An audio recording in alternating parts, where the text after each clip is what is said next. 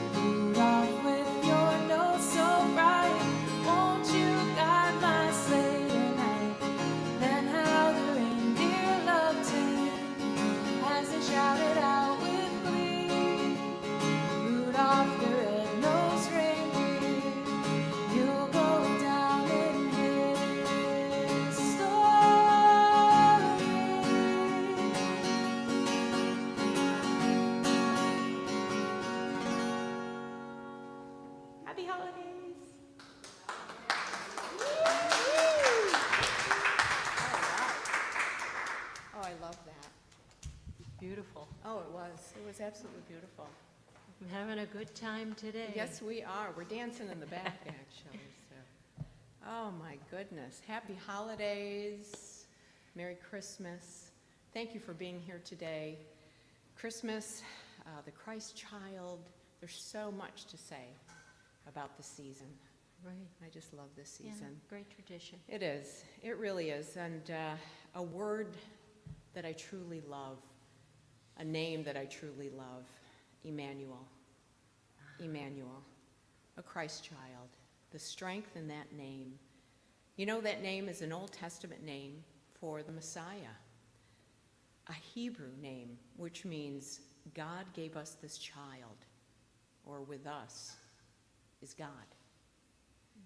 Emmanuel, the promised child given to us so that we can better understand the love of God. The love of God that he has for us, for all of us. Humanity to humanity. Back in 1917, Yes. our founder, Ernest Holmes, he wrote a Christmas letter. And in the letter, Ernest says, "Great causes succeed when there is a giving of humanity to humanity. When heart speaks to heart, a divine conversation has taken place, a heavenly discourse, so to say." Yeah. So it's not then in the lavish gifts, which we do sometimes go all out, don't we, during Christmas, that we find true giving, but in the kindly thought, the tolerant mind, and the gentle act. And he goes on to say, love alone can give love. Sympathy alone can sympathize, and only goodness can really do or be good. So again, I'll quote, "When heart speaks to heart, a divine conversation has taken place." Thank you. Thank you, Mr. That's a beautiful message. Ernest Holmes. And you know, when I was young, Christmas to me was just wonderful. And now that I'm adult, sometimes I guess, but Christmas to me is a great reminder to stop, take time to be more loving. Love is one of the primary characteristics of Emmanuel, of Jesus, of God. God has endowed us with the capacity for love, since we are created in God's image. Love is caring in action. Love isn't what we feel, but what we do. Humanity to humanity. Oh boy, what I love about your message, Catherine, Yes. is that true giving is really not meant to be complicated or chaotic. That it's an everyday event, because the true giving is the self to life. Basically, ourselves to one another. Absolutely. And so I love that. I also love that Ernest Holmes made the story and the message of Christmas to be something that can be shared by everyone. Everyone, as you said, all humanity. What I mean by that is all the characters of the Christmas story, all the mystical details, all the symbols are really a reminder and a message to every single human being. And I listened to a 1951 radio broadcast that was entitled "This Thing Called Life." Was it from Ernest? Yes, it was. Wow. Ernest Holmes Wow. actually dedicated this particular broadcast to Christmas. Wow. I came away with 6 very valuable, profound messages to bring forth to our community, to all of you. And so I'd like to share them with you now. The first is that Christmas may be known as one of the greatest events in history, but it's not a far-off event. It's an everyday reality. Why? Because the reality of God is here and now, and it's within all of us. The second that I came away with is the child wrapped in swaddling clothes is really the child, divine child, born within all of our Oh, hearts. wow. That's true. The third Very true. is that the angels remind us that Spirit patiently awaits our recognition of the love and the child that we have within ourselves. The wise men represent all those who have come to understand that the supreme power and intelligence is one for all. Yeah, absolutely. The star represents the spiritual intuition that leads us and guides us across human experience to the child within each one of us. Oh, beautiful. And finally, with utmost simplicity, Christmas is the reminder to discover the real self, Yes, the child it hidden is. in every one of us. Oh, how beautiful. How beautiful. Emmanuel, Emmanuel. Rejoice, rejoice, Emmanuel.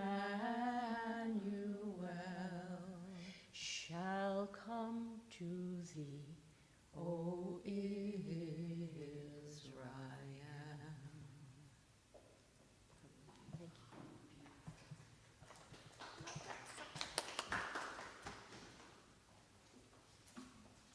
I love that song. Such a good one. All right, I'm going to sing the John Lennon Christmas song. This one's one of my favorites. War is over if you want it.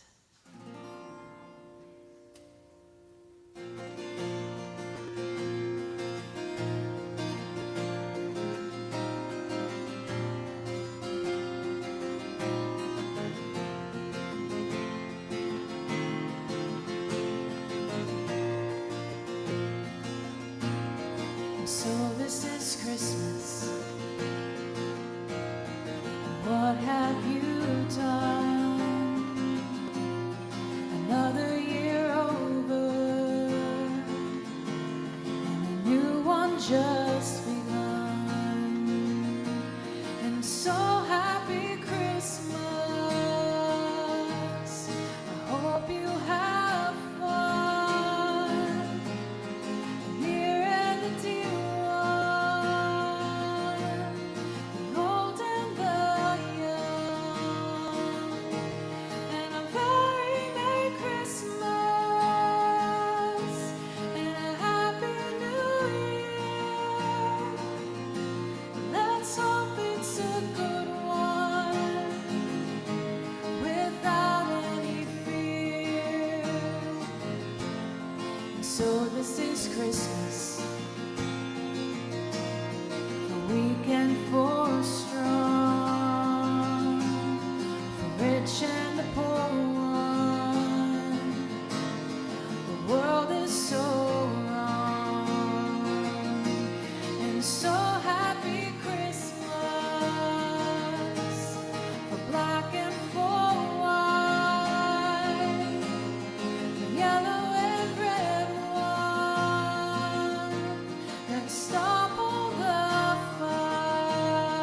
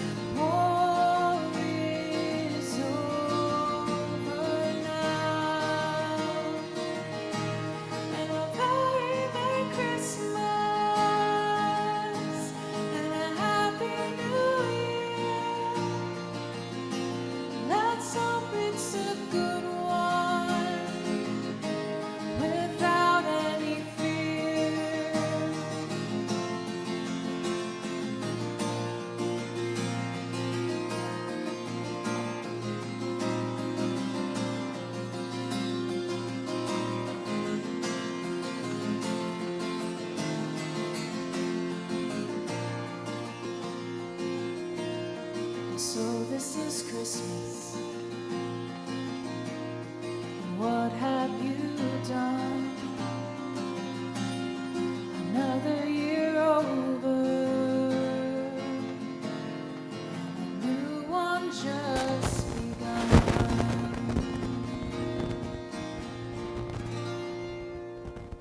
Happy Christmas.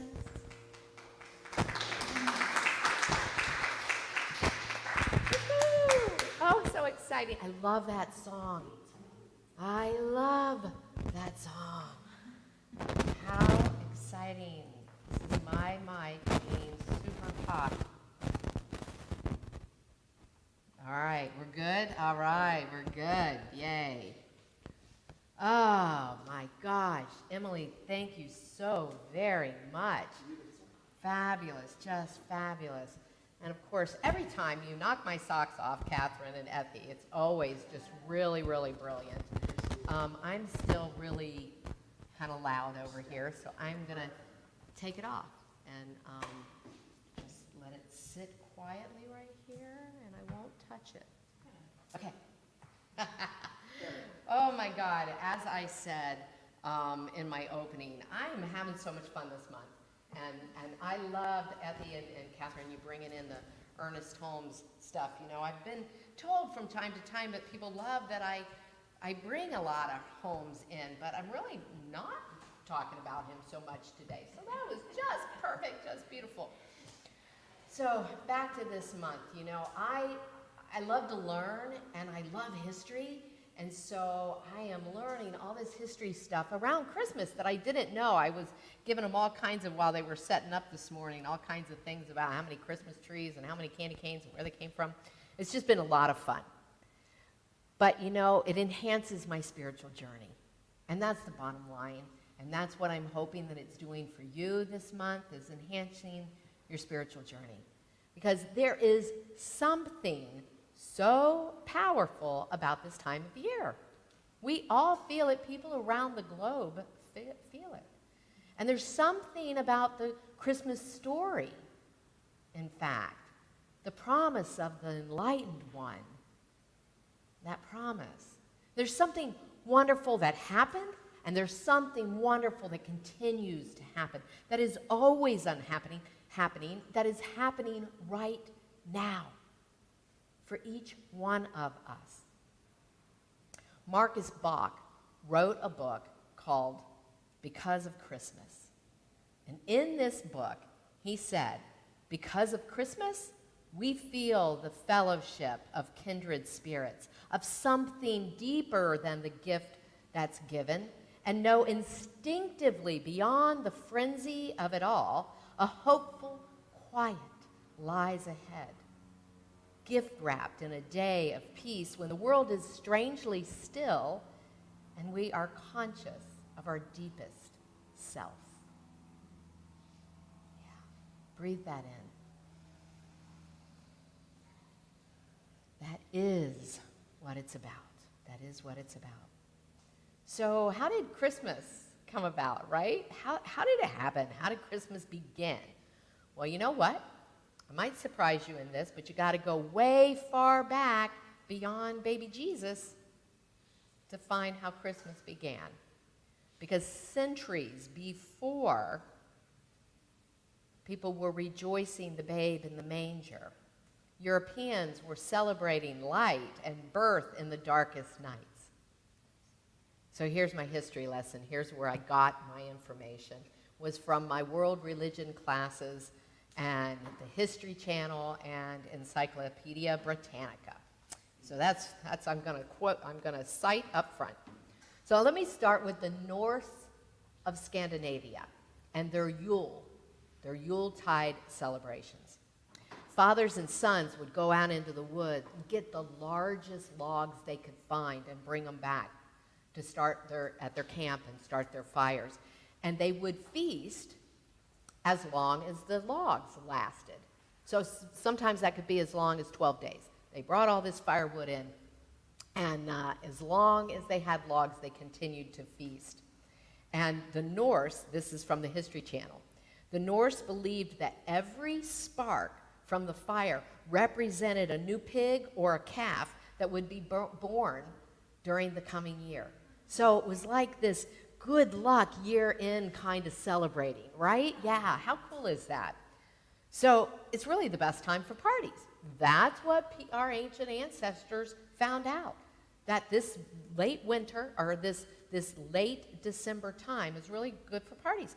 Most of the cattle have to be slaughtered because they can't, because of the cold, they're not able to feed them. So there's plenty of meat. And then the wine and the beer that they've been working on all year long, it's fermented now. There's plenty to drink. Yeah, so, why not, right?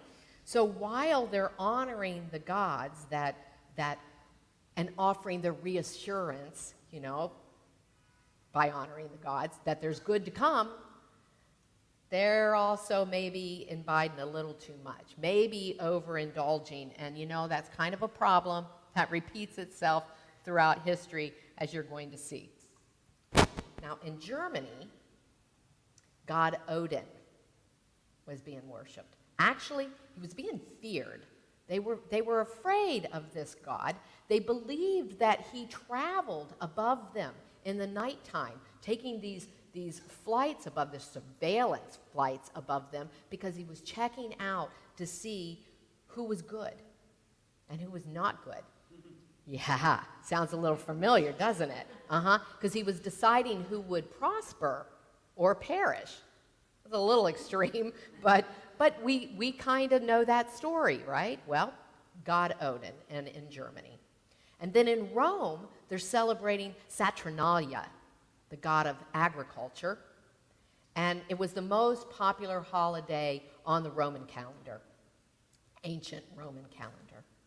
And there were derivations that they celebrated during Saturnalia that came from rituals way before that time, but always at that time of year.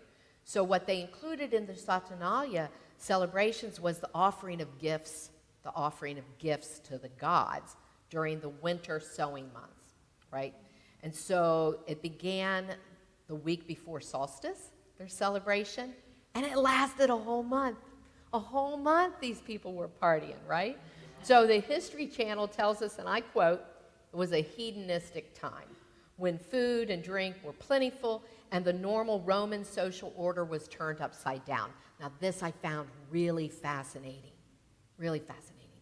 Enslaved peoples were freed during this month. Yeah, during that time. And they were seen as equals, sitting at the table with the people that they served otherwise, right? And businesses and schools all closed during this time, and it became a time of honoring the children. That sounds a little familiar too, doesn't it? So how does all of this tie in with the start of Christmas then? Well, the early Christians didn't celebrate the birth of Jesus. It was all about Easter. It was all about Easter for them. The date of Jesus' birth wasn't even mentioned in the Bible, but it was Pope Julius I in the 14th century that picked December 25th. And those first Christmases were called the Feast of the Nativity, the Feast of the Nativity. And then that feast day observance then spread to Egypt in 432, and then in England by the 6th century, but wasn't a holiday here in the United States until 1870, but I don't want to get ahead of myself. Bishop Shelby Spong, who I adore, he passed this past September, and we lost a great one. He was the bishop, for over 20 years, he was the bishop of Newark, and he authored over 20 books as well. Many of them I've quoted from. But he routinely pointed out the discrepancies in the Bible stories, including the virgin birth of Jesus, and he suggested this is why we're not to take these stories literally, but they're rich. Again, they're rich in heritage for us, right? They're rich in spiritual practice for us. But Spong said, in all probability, Jesus was born in Nazareth, not Bethlehem, and likely it was the spring and not the winter. But the date, December 25th, really aligned nicely with that Saturnalia celebration and the other solstice celebrations that were going on at that time of year. And undoubtedly, Pope Julius knew that, right? He knew that. Hey, the people are already partying. Now, the History Channel says that the first Christmases were, quote, something like Mardi Gras, and it was a drunken carnival-like atmosphere. Yeah. So let's think back to what I just told you about the enslaved peoples being free for that month. There was an underlying tension of injustice beginning to really brew, beginning to surface during that time. An unrest, as our beloved John Lewis would say, that created some good trouble. Yeah? Some good trouble followed. And in the early 17th century Christmases, they were canceled. Not going to do it. Too much unrest. Too much rebellion. It was actually outlawed in the United States in Boston from 1659 to 1682. Yeah, I found that fascinating. So apparently the decadence and the discontent continued for centuries. Now I might question whether the discontent is over. It's not, nor do I believe it should be. Here's an interesting fact. In New York, the first police force in New York City was created in response to a Christmas riot, the Christmas riot of 1823. Yeah. And it wasn't just in the United States that this was happening either. There was a Christmas rebellion known as the Baptist War in Jamaica on Christmas Day in 1831. It involved some 60,000 to possibly 300,000 slaves demanding more freedom and a working wage. I think that possibly there has been, alongside of the celebrations and the traditions, alongside has been that growing cosmic call for equity and justice, which comes naturally from our unity. It comes naturally from our oneness. Again, there's only one thing ever happening. God, source, energy, creative intelligence, creative process, whatever you want to call it, coming from the unformed substance into form. It's all of us. There's one source, one substance. There has to be one unity. There is an interrelatedness. There is an interdependence. There is the multiplicity within the one. There is the diversity within the one. And it is a rich, rich, rich tapestry. It is a rich tapestry. So, I suggest that possibly, now, keep in mind, I'm not a historian. I'm not a theologian. I am somebody who thinks deeply and cares deeply. And I'm suspecting that maybe that discontent led to what inspired the authors like Washington Irving, who wrote a series of stories about elegant and polite society that invited those with less, those whom had less appeared opportunities, into their homes to dine and drink their finest wines. And Charles Dickens, of course, in 1843, wrote A Christmas Carol, turning that hard-hearted gentleman into a kind, loving, giving gentleman, right? And at the same time, in 1845, Queen Victoria commissioned her artist to draw beautiful paintings and pictures and put them on cards, and the first Yuletide cards, aka Christmas cards, started. How about that? It started the whole idea of staying in touch with people, Queen Victoria. You know, to show people that I'm thinking about you at this time of year. I care about you. I care what's going on. I want you to know. Oh, yeah? And so, in America, in 1847, just 2 years later, we got our first stick-on postage stamp. And staying together, staying connected, sending your greetings became a normal thing for us.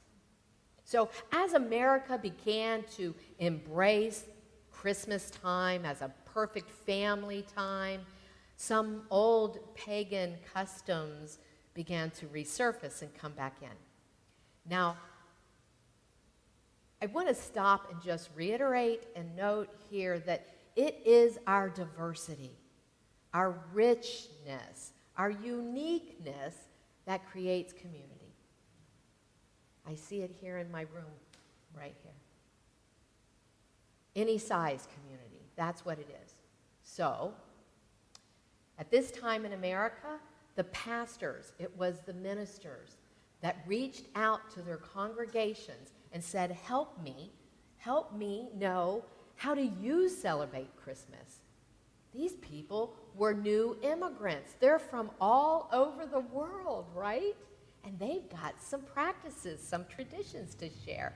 So those recent immigrants gave them ideas like decorating trees, baking, gift giving, and soon Santa Claus appeared on the scene.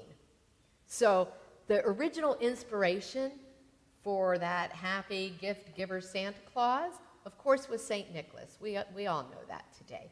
Did you know that St. Nicholas was a 280 AD monk from the area that is today known as Turkey? And he gave away his inheritance so that he could care for the poor, so he could care and love on the children. And in 1773 and 1774 in the United States, Dutch immigrants began, in New York, began honoring the anniversary of the death of Sinterklaas, right? Sinterklaas, which is St. Nick's name in Dutch. So Santa Claus became immortalized in the United States by 1881. So again, I want to ask you, what threads of this story, these stories, can you pull to create for yourself an authentic experience, an authentic spiritual experience for this time of year? I'm going to give you maybe a couple clues, a couple thought provokers. Maybe that thread is the thread of gratitude for the bounty received all year long.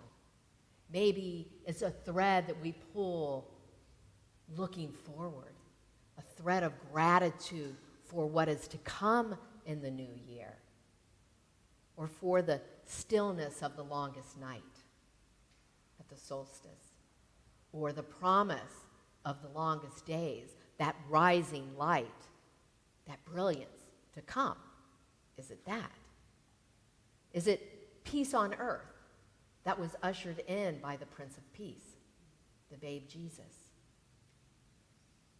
Is it a renewed spiritual understanding that all people are divine expressions of the one, regardless of skin color, creed, or culture? I have a couple questions more for you to contemplate this week. Here's your homework, if you will. Does Christmas set you apart from or make you part of your neighbors near and far? I'll repeat that for you. Does Christmas set you apart from or make you a part of your neighbors near and far? And second, does Christmas make the Christ more exclusive or inclusive? Take those into your meditation this week, and let's take it now into prayer. Again, I know there's only one, and it's dynamic, and it's loving, and it's everywhere present. It's all powerful. It is all knowing. And so I lean in deeply now. I lean in for comfort, for connection, for love, for warmth. I lean in now. I align myself with this one mind, seeking wisdom, clarity, guidance.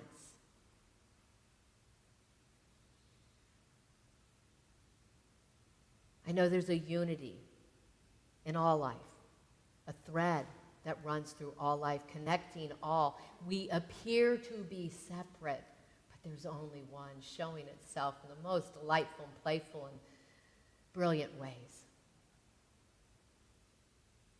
I celebrate that. I open my heart now to its presence. I open my mind now to its knowing. And I speak this word for myself and for all people, for everyone everywhere.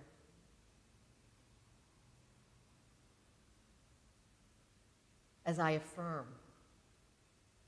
the good, the prosperity, the love, the peace, the joy, the health, the wholeness, the abundance of all good coming from that infinite source into form by means of me, by means of each one, for the joy, for the benefit, for the comfort of each one, for all life to celebrate and to enjoy and to be enriched by and to enhance the spiritual journey and this lived life.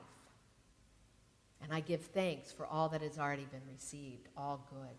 And I honor that one source in my own unique and personal and private and public way.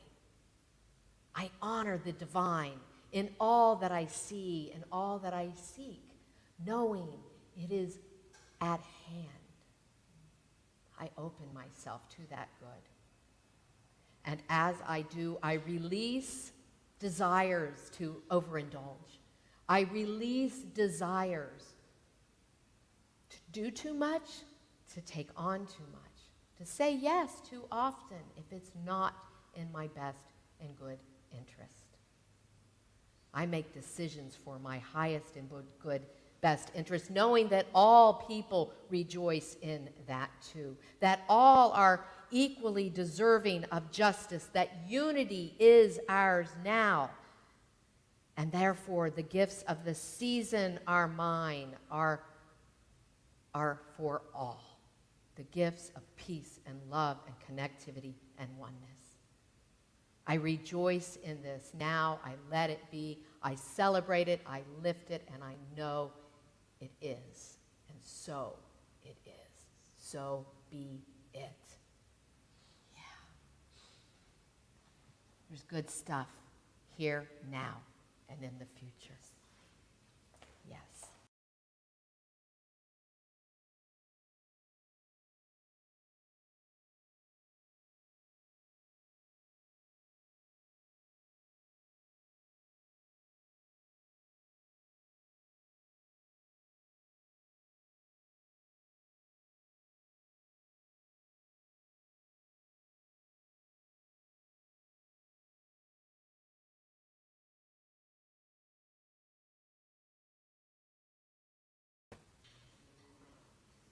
All right, so this time can also be a time to remember those that you've lost and also just to cherish the people that you still have around you.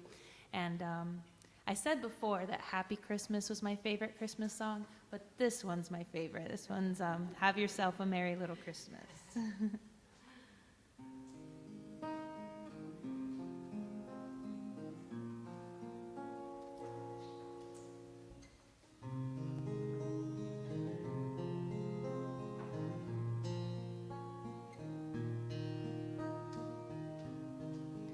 Have yourself a merry little Christmas.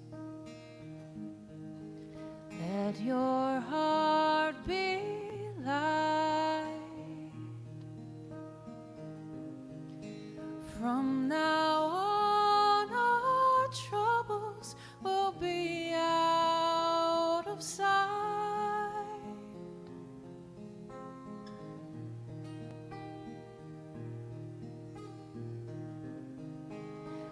Have yourself a merry little Christmas. Make the Yuletide gay. From now on, our troubles will be miles away.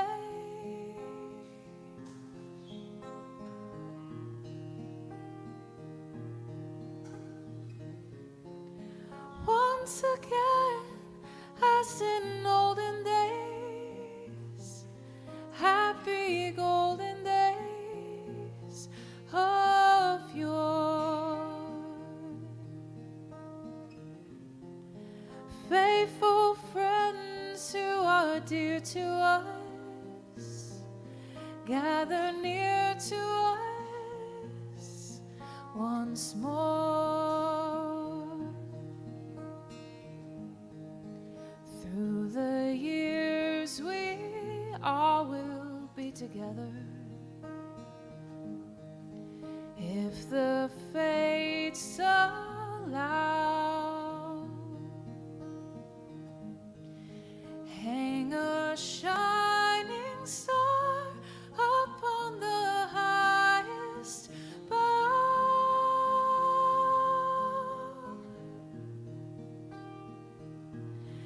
and have yourself a merry little Christmas now.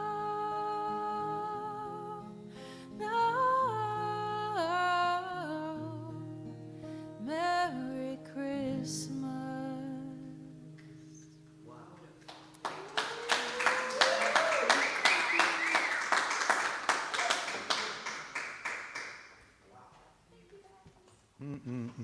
Wow.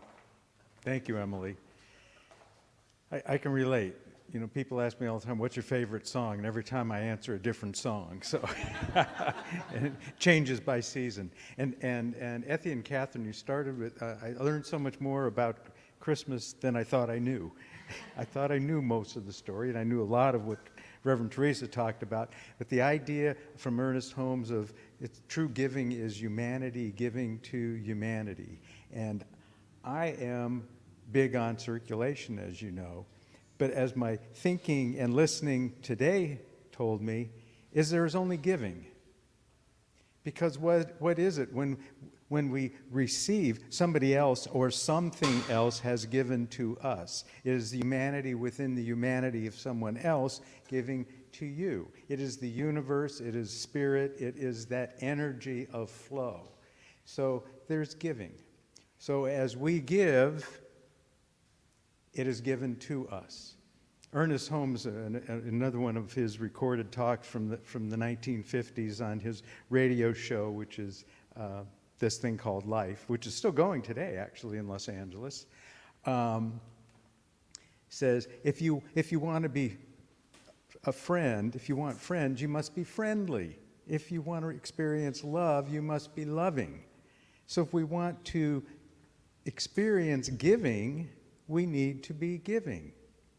And I love this center. I love the idea of the Centers for Spiritual Living. I love that it's right here in Sarasota, Center for Spiritual Living, Cultural Coast. I love that it's in all those places. So my giving is to support this. And we have time, talent, and treasure to give. And I encourage you to give of yourself, to give that you may be given to from the universe, from God, from whatever your belief may be, from where it comes from. It's not so much the people, it's actually the energy that flows through them. Our humanity giving to humanity. So thank you very much, and let's celebrate this in song with Bobby. Oh, thank you so much, Rev G. Thank you so much. Thank you, everybody. Thank you. I receive the gift of life and pass it on. I receive the gift of love and pass it on. I receive the gift of joy and pass it on. I receive all good and pass it on. One more time. I receive the gift of life and pass it on. Nice hat. I receive the gift of love and pass it on. I receive the gift of joy and pass it on.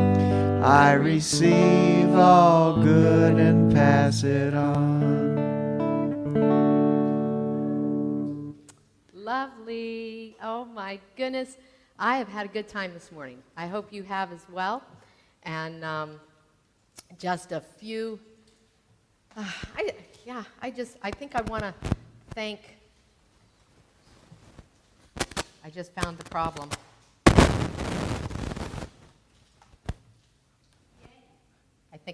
Sorry for the scratchiness.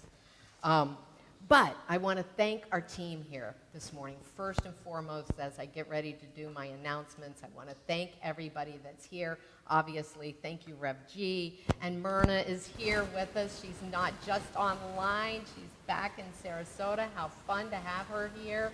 Angelica, thank you again for being here. We have Laura on the camera and Ethy at the computer, and we've got Diana on sound with Bobby, and we've got Catherine here this morning fixing those lights up for us. I'm telling you, we got a pro team.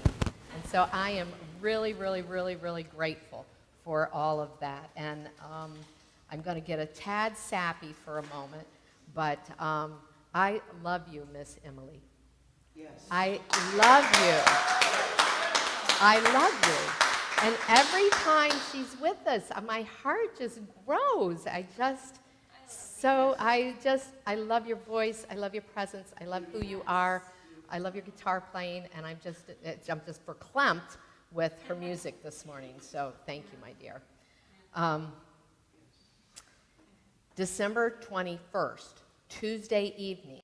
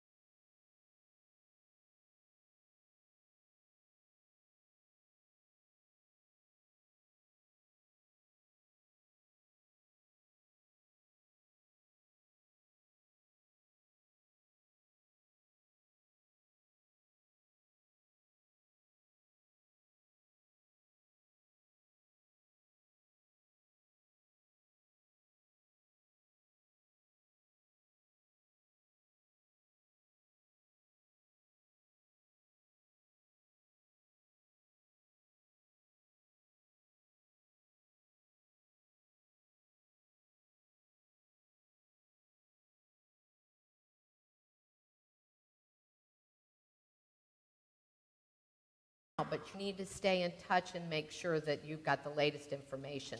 I'm also considering a time change from 10:30 to 11. I would love your opinion. I'm always looking for feedback. Not this kind, though. But I'm looking for your feedback. And so let me know what you think about time changing to 11 o'clock. And then with that, lastly, I just want to remind you that there is no social hour on Zoom until I get something figured out about how we're going to do both of those. And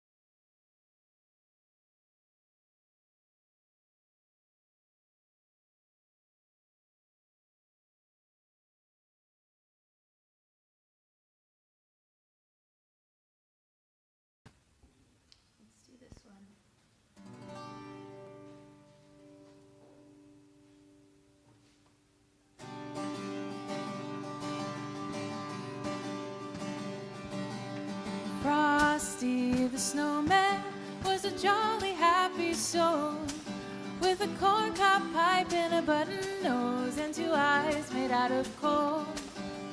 Frosty the snowman was a fairy tale, they say. He was made of snow, but the children know how he came to life one day.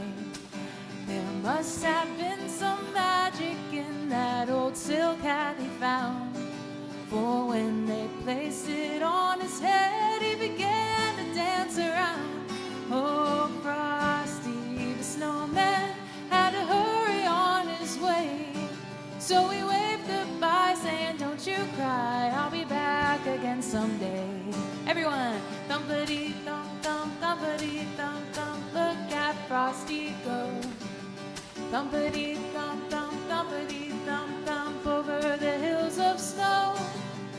Thumpity-thump-thump, thumpity-thump-thump, look at Frosty go.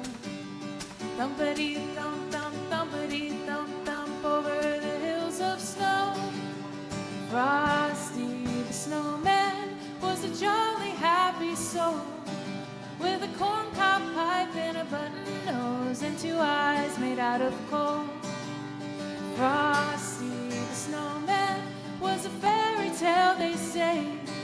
He was made of snow, but the children know how he came to life one day. There must have been some magic in that old silk hat they found, for when they placed it on his head, he began to dance around. Oh, Frosty the snowman knew the sun was hot that day, but he waved goodbye saying, don't you cry, I'll be back again someday.